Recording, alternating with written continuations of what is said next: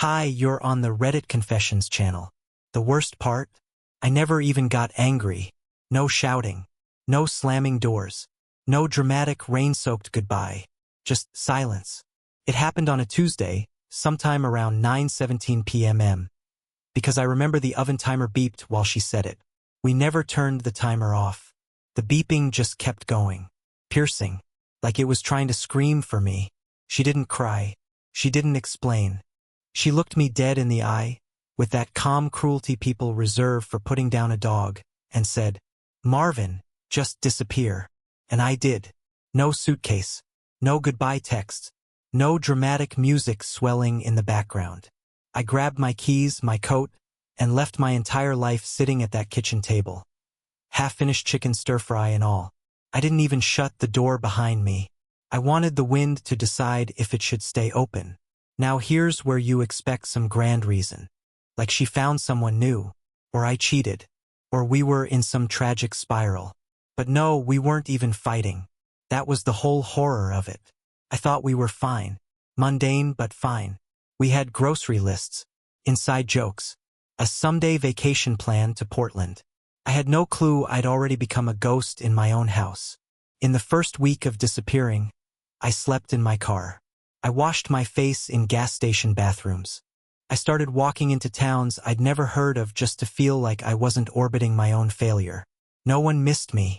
Not even my mailbox filled up. I changed my name, bought a flip phone, took cash under the table jobs in places where no one asked questions.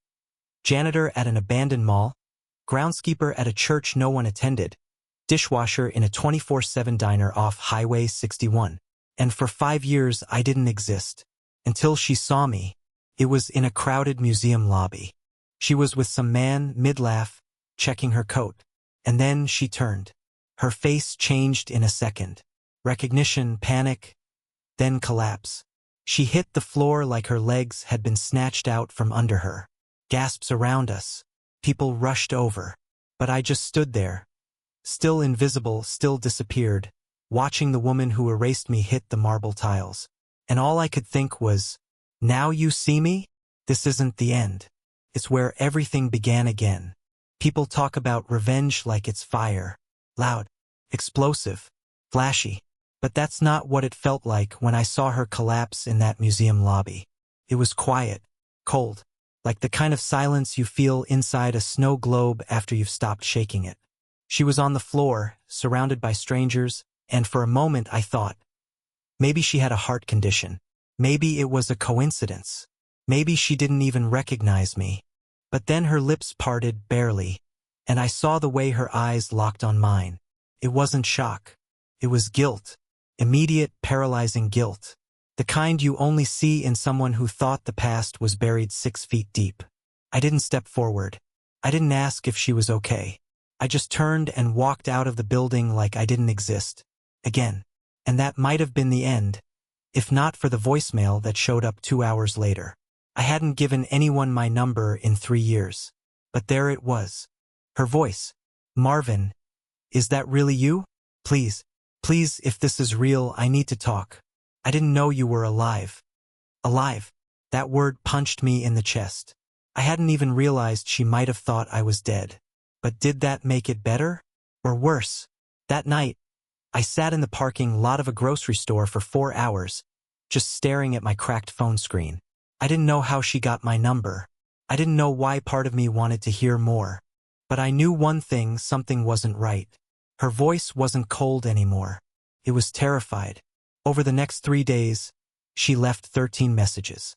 Some begging, some crying. One where she just whispered, "I saw your face in my dream again. This time you turned away." Every instinct told me to delete them. Move on. Stay gone. But ghosts are curious creatures. We haunt because we can't let go. So I went back. Not to her house. I didn't even know where she lived now. I went to the old library across from the park where we used to read together on Sundays. It had been our neutral ground. A place where we used to feel human. I waited there. 2 hours.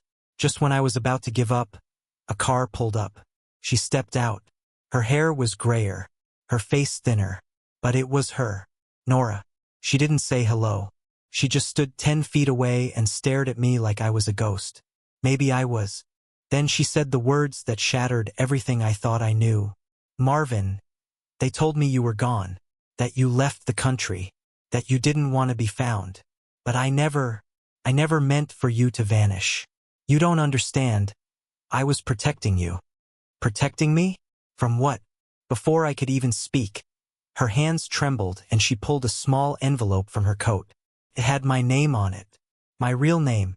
She placed it on the bench between us, turned and walked away. I didn't open it right away. I watched her go. Watched the woman who told me to disappear vanish into the same shadows she once shoved me into. When I opened the letter, I didn't find closure. I found a name I hadn't heard in 6 years. A name I thought I left behind. A name that changed everything. And suddenly, I wasn't just a ghost anymore. I was bait. The name written inside the envelope hit harder than her rejection all those years ago. Clyde Banning. My blood ran cold. It wasn't a friend. It wasn't a family member. It was a name I'd buried deeper than my own identity. Clyde had been my supervisor at Wiltham Electronics, the kind of guy who smiled while stepping on your neck. But more than that, he was Nora's old high school flame. They dated for 2 years, and while she always said it ended clean, I'd caught her staring at old photos once. Photos where he was holding her hand like it was still his. What was his name doing in a letter to me? There wasn't much written, just a short line. "If you're reading this, I know you saw me. It was never about love, Marvin. It was about safety. He made me choose, and I chose to protect you." That didn't clarify anything. If anything, it scrambled everything. Protect me from what? Clyde was a narcissistic jerk. Sure. But dangerous? Enough to make her push me out of my own life?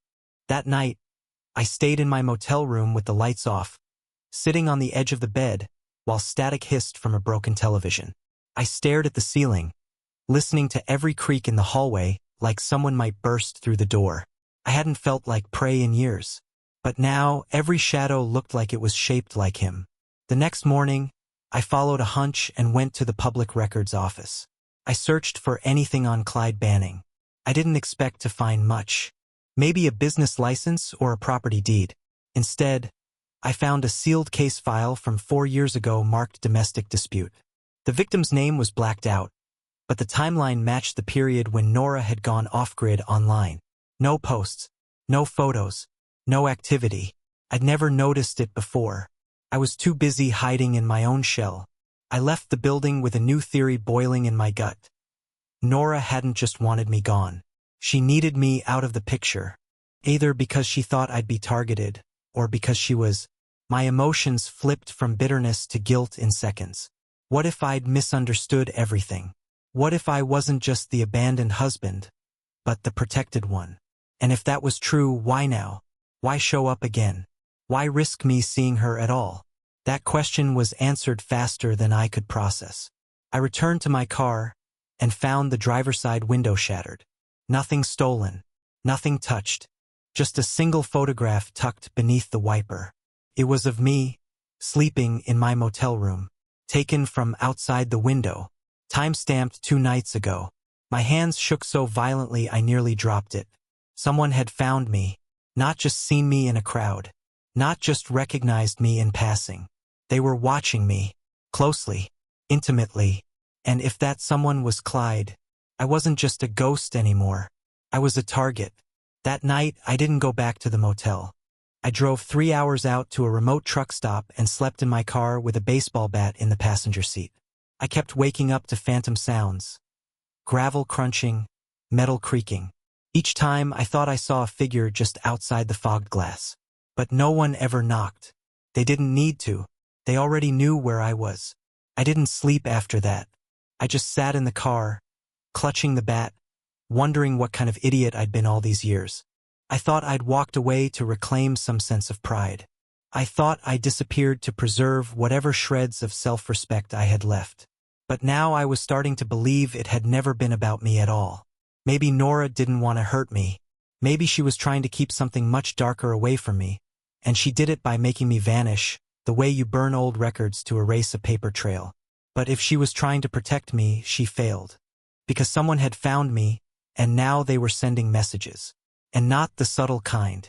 When the sun finally rose, I drove straight to the only person I trusted to keep their mouth shut, Jules. He used to be my coworker back in the warehouse days, the kind of guy who could fix anything with duct tape and a screwdriver. He also knew how to keep quiet. When I showed up at his garage, he took one look at me and said, "You look like you've seen a ghost." I laughed, but it wasn't funny. I told him about the photo, about Nora, about Clyde. He didn't ask for details. He just handed me a burner phone and told me to keep it on at all times. He also offered me a couch in his workshop, which felt safer than a motel with cracked windows. That night, I tried to call Nora. I needed answers. Real ones. But she didn't pick up. Instead, I got another text. This time, it wasn't a photo, it was a location. A pin dropped on a map, somewhere just outside the city in a place I didn't recognize. No message. No sender. Just coordinates and silence. Felt like a trap. Probably was. But ghosts don't have the luxury of safety. I drove out there the next afternoon, keeping the bat in the backseat just in case. It was an abandoned roadside diner, the kind with peeling paint, rusted-out signs, and a broken neon open light that blinked pathetically in the sun. I pulled into the gravel lot and waited. No one came. No cars. No movement. Just dust swirling in the heat. I got out, checked the place, and found the front door unlocked. Inside, the booths were torn up, the floor covered in leaves and rat droppings. But on the counter, there was another envelope. My name again. Inside, a photo. This one wasn't of me. It was of Nora. Black eye, busted lip, terrified expression. On the back, scribbled in messy handwriting, "She lied, and you'll pay for it." My knees nearly gave out. I had to sit on the nearest stool just to keep from collapsing. She hadn't just been protecting me. She had been under someone's thumb. Someone who still had a grip on her. All those years I'd spent blaming her, resenting her, imagining her living in luxury while I withered in obscurity. She'd been surviving something I didn't even understand. But now I was back. And someone didn't like that. I left the diner without looking back. I didn't know what was coming next, but I knew one thing for sure. This wasn't just about a failed marriage. It was about control, power, and whatever Nora got involved in after I disappeared. Whatever she thought she buried was rising back up, and now it had both of us in its sights. The envelope didn't weigh much in my hand, but it felt like a brick on my chest. That photo of Nora, her swollen eye, the panic in her face, kept flashing behind my eyelids like some sick slideshow. I couldn't figure out what scared me more. That someone had been hurting her while I disappeared, or that I had let myself believe she deserved it. I'd spent years crafting a version of her in my mind. Cold, selfish, detached. But this photo shattered that fantasy in a single frame. She hadn't exiled me out of hatred. She exiled me to keep me alive. And now she was the one being hunted. I drove away from that abandoned diner like the devil was behind me. I didn't go back to Jules's shop. I didn't go anywhere familiar. I drove until the gas light blinked, and then I drove another 10 miles just to be safe. I pulled off into a forgotten parking lot behind a half-demolished movie theater, killed the engine, and sat there in silence until the sun dropped below the trees. My hands wouldn't stop shaking. I kept rereading the back of the photo. "She lied, and you'll pay for it." The sentence replayed in my brain like a ticking bomb, and I didn't know what the lie was or how I was supposed to pay, but I felt something closing in around me. Around midnight, I turned on the burner phone Jules gave me. One new text. No name. Just, "Still watching." I dropped the phone onto the passenger seat and pressed my palms against my face. I wasn't built for this. I wasn't brave. I wasn't clever. I was the guy who used to cry in his car on lunch breaks because his wife stopped making eye contact at breakfast. I wasn't supposed to be in the middle of a psychological horror movie. But here I was, and I couldn't pretend anymore. The next morning, I did something I hadn't done in 5 years. I walked into a police station. I didn't say much. I didn't want to tip off the wrong person. I just asked quietly if there was any recent activity involving a man named Clyde Banning. The officer at the desk blinked like he recognized the name, then leaned back slowly in his chair and said, "What's your connection to him?" I hesitated. Told him I was an old acquaintance. He asked for ID, and I gave him the fake one I'd been using. He squinted at it. "Sit tight," he said, and walked into the back. 10 minutes later, another man came out. No uniform, just a button-down shirt and eyes that felt too calm. He smiled, but it wasn't warm. "You asked about Clyde?" I nodded. "Strange timing," he said, then paused. "He was found dead 3 days ago. Suicide, supposedly. Shot himself in the chest. No note." I froze. 3 days ago. That was the day Nora saw me in the museum. That was the day she collapsed. He kept talking, something about ongoing investigations, toxicology reports, but I wasn't listening anymore. My heart was hammering against my ribs like it wanted to escape. If Clyde was dead, then who was sending the messages? Who left the photo at the diner? Who had been watching me sleep?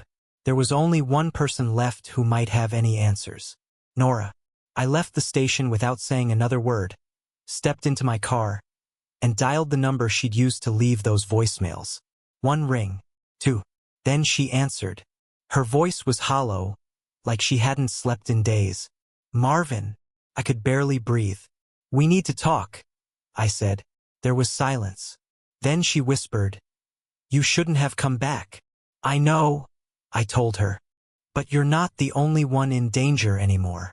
Nora agreed to meet, but only under one condition: no phones, no public places, and no questions until we were alone. She texted an address, just a series of numbers and a town I'd never heard of. I looked it up. It was a tiny cabin rental property in the middle of nowhere, 2 hours into the woods. I hesitated for a long time before I got in the car. Every voice in my head screamed this was a mistake. But I'd already come this far. I couldn't live in the shadows anymore. Not when the darkness had started following me back. The drive was long and quiet. The kind of silence that makes you second-guess everything you've ever done. I thought about the moment she told me to disappear, the blank look in her eyes. I thought about how easily I obeyed. No fight, no confrontation, just silence. I thought I was walking away from my own dignity, but maybe I was just doing what I'd always done, avoiding the truth. When I finally pulled up to the cabin, it looked like something out of a horror movie. Weathered wood, creaky porch, a rusted wind chime that let out a high, broken note every time the wind shifted. Nora was already there, sitting on the steps, arms wrapped around her knees. She looked different. Older, yes, but not just in the way time does. In the way fear ages someone. Her shoulders hunched like they hadn't known peace in years. She didn't stand when I approached. Didn't even look up. "You shouldn't have called me," she said softly. I sat down beside her, leaving space between us. "Clyde's dead," I said. "You knew that, didn't you?" She nodded slowly, her eyes fixed on the trees. "He didn't kill himself." I stared at her. "What do you mean?" She finally looked at me then, and the weight behind her eyes made my skin crawl. "He didn't shoot himself. He was silenced." I tried to make sense of it. Silenced by who? Why? She let out a shaky breath. "You remember the consulting work Clyde used to do? For that tech firm that no one could ever find an office for? It wasn't consulting. It was data trafficking. Selling information. Company secrets. People. I found out by accident. I read something on his laptop. He saw me. That's when everything changed." I could barely speak. "So he what? Threatened you?" She shook her head. "He didn't need to. He just told me if I ever said a word, he'd ruin you. He knew things about you, Marvin. Where you worked. What car you drove. Even the name of your brother's kid. He said he'd make you disappear in a way that no one could trace." That word again. Disappear. "That's why I told you to leave," she whispered. "If I made you go willingly, if I made it cruel enough, he wouldn't waste time trying to find you. You'd be safe, and I could stay behind and try to contain him." I stared at her, my throat dry. "You lived with him?" She nodded, wiping at her eyes. "Not by choice. It was the only way to keep him from tracking you down. But then something changed. He got paranoid, started burning things, erasing everything. I think someone turned on him. That's when the threats stopped being about you and started being about me. I leaned forward, trying to process it all. Then why now? Why the messages? The photos? The diner? Her lips trembled. Because Clyde was just the beginning. He worked for someone else. Someone who thinks I still have what I found on that laptop. I don't. I deleted it. But they don't believe me. My heart was thudding so hard I could barely hear myself ask, "So what do we do?" She turned to me, eyes wide and terrified. We stopped running. We didn't sleep that night. The cabin was surrounded by trees that groaned when the wind passed through, and every snap of a branch made both of us flinch. Nora stayed curled on the couch, knees pulled to her chest, while I sat near the door with the bat in my lap. There wasn't much of a plan, just adrenaline, confusion, and the unbearable weight of unfinished years between us. I wanted to ask her everything. Why she didn't run, why she never reached out, why she trusted silence over truth. But every time I opened my mouth, I felt the words die on my tongue. There's something fragile about finally sitting next to the person you spent years hating, only to realize they've been in a private hell of their own. At some point near dawn, she finally broke the silence. "I kept one copy," she said. Her voice was flat, distant, like she was already rehearsing the next trauma. "One file from Clyde's laptop. It's encrypted and hidden. I don't even know if it still matters, but it's the only reason they haven't buried me yet." I turned to her, the bat tightening in my grip. "And they think I have it too." She nodded slowly. "If they saw you, they probably think I passed it to you. That you're back because something was transferred." I laughed bitterly. "I came back because I saw you collapse in a museum, Nora. Not because of a file." Her eyes dropped. "You should have stayed gone." There was a loud bang outside, just a tree branch falling.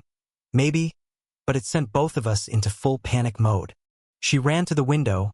I held my breath near the door. Nothing moved, but the fear didn't leave. We knew we were being watched. We just didn't know when the watchers would finally step out of the shadows. Later that morning, she showed me the drive. It was hidden beneath a loose floorboard in the bedroom, wrapped in an old sock inside a tin Altoids box. It looked harmless, ordinary, but whatever it held, it was dangerous enough to keep both of us hunted. I asked her what was on it. She hesitated. A list. Names. Transactions. Accounts. Not just Clyde. Not just his clients. But politicians, CEOs, fake charities, human trafficking networks. It's disgusting. And terrifying. I stared at the box like it might explode in my hand. "And you've just been sitting on this for 5 years?" She shook her head. "I tried to turn it in once. To a reporter. But he disappeared a week later. His wife said he got reassigned to a foreign bureau. But I know what happened. They got to him. I didn't want any of this. I wasn't brave. I wasn't some hero dragged into a war. I was a man who'd run away from a single sentence and never looked back. But now everything was different. I wasn't just disappearing to protect myself anymore. If we did nothing, we'd both vanish for real, and no one would remember either of us existed. We had to act. But how? We couldn't go to the police. Couldn't go to the press. Every institution felt like a trap. And then Nora said something that shifted everything. "There's one person," she whispered. "Someone who helped me years ago before Clyde found out. I haven't contacted them since, but if they're still alive, they'll know what to do." "Who is it?" I asked. She looked me dead in the eye. "My sister." I blinked. "I thought she died in a car accident." "She did. That's the official story. But it was staged. She's in hiding. Witness protection." I wasn't supposed to ever talk about her again. But I think it's time. I stood there, holding a tin box that could burn down governments, and realized my quiet life of exile had been a fantasy. I thought I'd left everything behind. But in reality, I'd been sleepwalking through a world built to silence people like Nora, and now me. And in less than 24 hours, we'd have to find a ghost who faked her own death. We found her 2 states away, in a town so small it barely had a main street. Her name wasn't Claire anymore. It was something generic, forgettable. She worked at a diner where the coffee tasted like metal and no one asked questions. The way she looked at Nora the moment we walked in was enough to confirm everything. No words were needed. Just a glance, a hand squeeze, and a silent nod that spoke volumes. This wasn't their first brush with danger, and probably wouldn't be the last. In the back of that diner, over the hum of an old fridge and the buzz of a flickering light, we laid everything out. The drive, the threats, Clyde. Claire listened quietly, her expression unreadable. Then she stood up, pulled a burner phone from her purse and said, "Give me 10 minutes." She stepped outside. When she returned, everything moved fast. She had contacts, real ones, not like the help we'd been dodging for years. These were people who dealt with high-level corruption cases, deep surveillance units, and long-shielded crimes. Within 24 hours, the data on the drive was being decrypted in a secure location. Within 72, names began surfacing, and arrests followed. Somewhere between all the chaos, the shadows that had stalked us began to thin. No more messages, no more photos, no more watching eyes, and for the first time in 5 years, I stood outside without flinching at passing cars. Nora looked at me across a park bench one morning, coffee in her hand, and said softly, "I never stopped thinking about you." I didn't respond right away. I didn't need to. We both knew too much had been lost to go back. But maybe, just maybe, we could build something forward. Not out of guilt, not out of fear, but out of survival, understanding, and something even deeper than love, respect. I thought disappearing would protect me. But coming back, standing up, facing it all, that's what saved us. And now I carry that orange mug again. I glued the pieces back together. It doesn't hold much anymore, but it holds enough. Just like me.